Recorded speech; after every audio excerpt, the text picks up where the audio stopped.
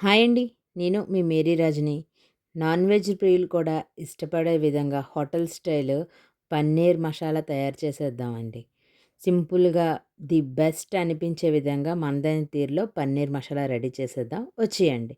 ముందుగా స్టవ్ వెలిగించుకొని ప్యాన్ పెట్టుకొని, ఒక కప్పు ఉల్లిపాయలు, అదే కప్పుకి టమాటీలు, ఒక 10, 15 కాజు, రంగులు దాల్చిన చెక్క, 3 లవంగాలు, యాలకులు, అదే కప్పుతోని కప్పున్నర వాటర్ వేసి మూత పెట్టుకొని మీడియం ఫ్లేమ్లోని మగ్గనిద్దామండి.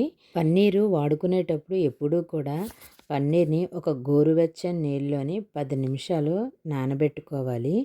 అలా నానబెట్టుకొని మనం పన్నీర్ కట్ చేసుకొని వాడుకోవాలి.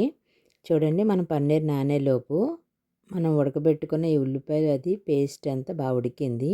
మరీ మగ్గబెట్టుకోవాల్సిన అవసరం లేదండి.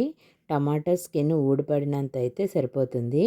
ఇప్పుడు ఈ మిశ్రమాన్ని వేరేగా వాటర్ వేరేగా చేసుకొని మిక్సీ చేసుకొని పక్కనుంచుకుందామండి. వాటర్ వేయకుండానే ఈ వాటరు పక్కనుంచుకుందాము. ఈలోగా మన పన్నీర్ కూడా బాగా కుక్ అయ్యి కొద్ది సాఫ్ట్నెస్ వచ్చింది కదా. ఇప్పుడు దీన్ని మనకు కావాల్సిన చిన్న పీసెస్గా కట్ చేసుకుందామండి. మా బాబు ఇంకా సాఫ్ట్గా చిన్న పీసెస్ కావాలన్నాడు. ఇంకొద్దిగా చిన్న పీసెస్ చేశాను. ఇప్పుడు అదే కళాయిలోని ఒక స్పూను బటరు, ఒక స్పూను నూనె వేసుకొని, హాఫ్ స్పూను ఫ్రెష్ అల్లం వెల్లుల్లి వేసుకున్నానండి. మనం ఇంట్లో పెంచిన కారం అయితే పసుపు వేయక్కర్లేదు. పొడి కారం అయితే మీరు కొద్దిగా పసుపు వేసుకోండి. ఇప్పుడు మనం వాటర్ వేయకుండా రుబ్బుకొని పేస్ట్ వేసి ఒకసారి బాగా కలుపుకుందామండి.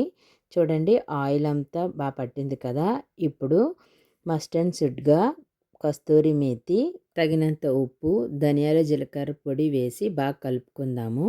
ఇప్పుడు పక్కకు తీసి ఉంచుకున్నాం కదండి వాటరు, అది ఒక కప్పుకి హాఫ్ వచ్చింది.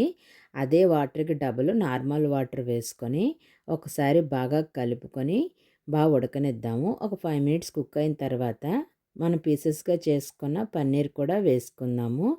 చాలా మటుకు వేపుతారండి. ఈ కర్రీకి అయితే మనం వేపద్దు. వేపితే వాటి ఫ్లేవర్స్ అవి తీసుకోదు.